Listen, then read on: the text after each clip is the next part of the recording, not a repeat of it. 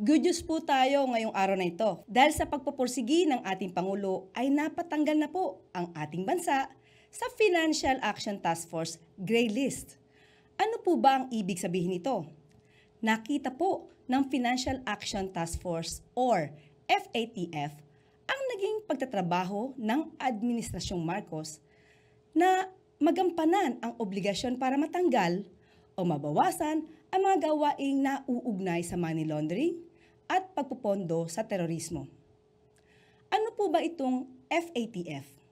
Isa itong independenteng organisasyon na binubuo ng 39 na miyembro na nagtatakda ng mga international na pamantayan upang labanan ang money laundering at ang propaganda ng terorismo. May mga bansa po na nailalagay sa blacklist or gray list.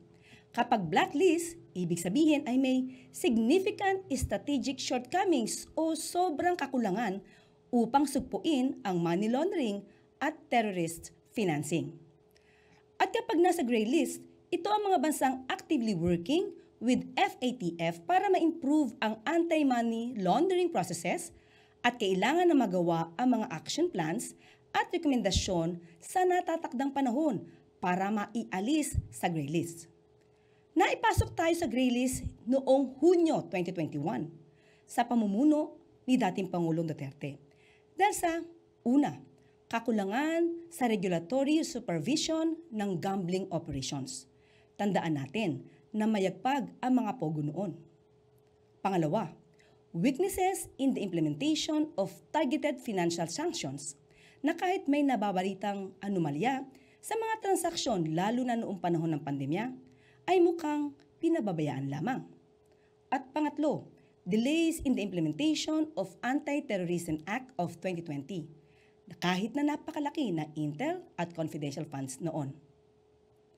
Nailagay nga tayo sa gray list noong 2021 matapos matukoy ng international watchdog na 18 na kakulangan na dapat matugunan ng gobyerno para labanan ang money laundering at terrorism financing sa bansa.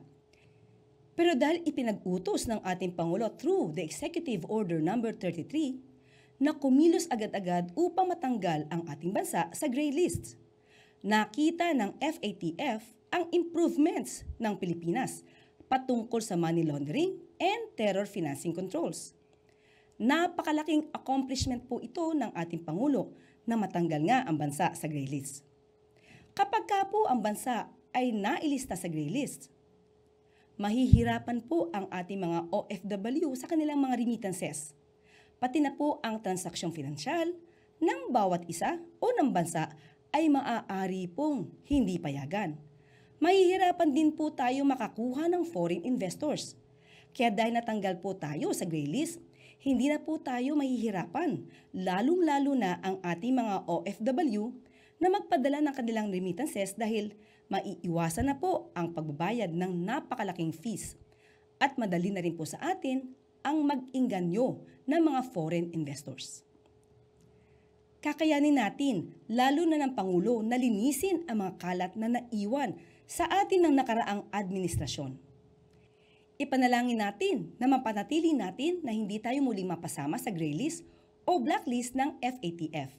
Hindi titigil ang ating Pangulo na maisaayos at mapigil ang mga gawaing may kinalaman sa money laundering at terrorist financing. Maraming salamat para sa Bagong Pilipinas.